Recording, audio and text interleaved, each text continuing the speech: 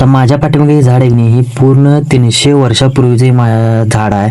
आता हे झाडाचे एक खास म्हणजे की नाही, पूर्ण हे टोटल 1.5 ते की नाही 1 एकरात ते झाड सगळं पसरलेलं आहे. तर नमस्कार मंडळी, तुमचं आपल्या JM ब्लॉगमध्ये स्वागत आहे. तर आज आपण आलेलो सिरसिंगीमध्ये. तर सिरसिंगीमध्ये आल्यावर की नाही, हे तुम्हाला आता इथं हे दिसतंयच बरोबर ह्याच्या समोर जे आहे. मग इथं मी विचारायला तर नसणे की असं इथे एक झाड आहे, ते कुठं आहे म्हणून.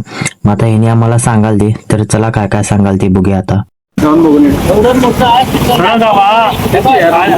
पूर्ण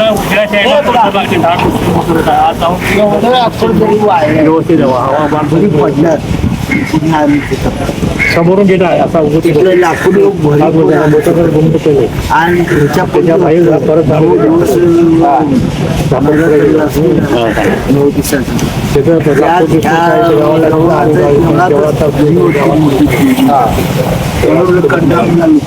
गावात लाकडं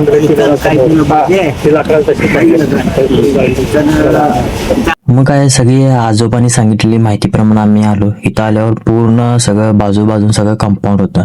मग तिथनं का नाही पहिला इथे एंट्री मारल्यावर हो एक बोर्ड लागतो, ह्याच्यावर सगळं माहिती लिहिलेली की कसं काय काय झाडाचं, तर कसं काय काय नाव ते ठेवलं. ह्याच्यावर तुम्ही पॉज करून कधी वाचू शकताय.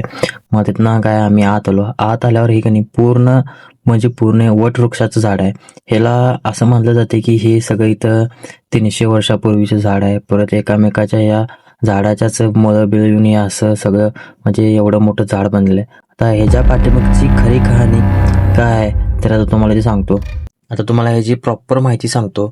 आता हे झाड कुठं आहे सांगतो तुम्हाला.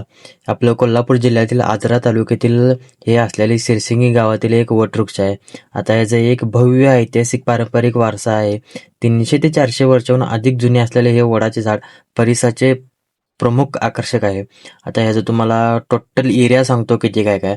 या महाकाय वटवृक्षाचा विस्तार तब्बल 1 ते 1.5 एकर परिसरात पसरले असून त्याचा असंख्य पारंब्यांनी स्वतंत्र वृक्षाचे रूप घेतले. म्हणजे असंख्य पारंब्या म्हणजे कसं, ह्या झाडाचं पारंब्या खाली सुटून त्याला परत जमिनीत जाऊन त्याला कणी आणि परत हे झाड असं पसरत गेलेलं आहे. आता गोठण देवस्थान ह्या झाडाचं एक म्हणजे असं नाव ठेवलं इथं गोठण देवस्थान.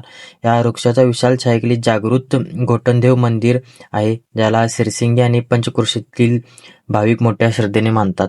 परत आता तुम्हाला इथे एक महत्त्वाची गोष्ट म्हणजे की नाही, इथे एक चित्रपट शूट झाला आहे. तुम्हाला माहीत असलं तर कमेंट करून सांगा, नाहीतर मी सांगतोच. हा निसर्गरम्य परिसर आणि वटवृक्ष प्रसिद्ध.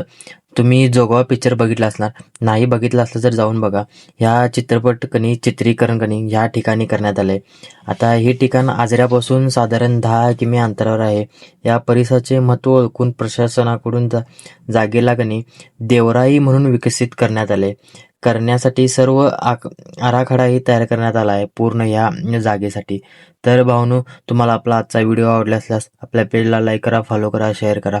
तर अशाच एक नवीन व्हिडिओसाठी आताच फॉलो करून घ्या. तर आता भेटूया का पुढच्या नवीन व्हिडिओमध्ये. धन्यवाद.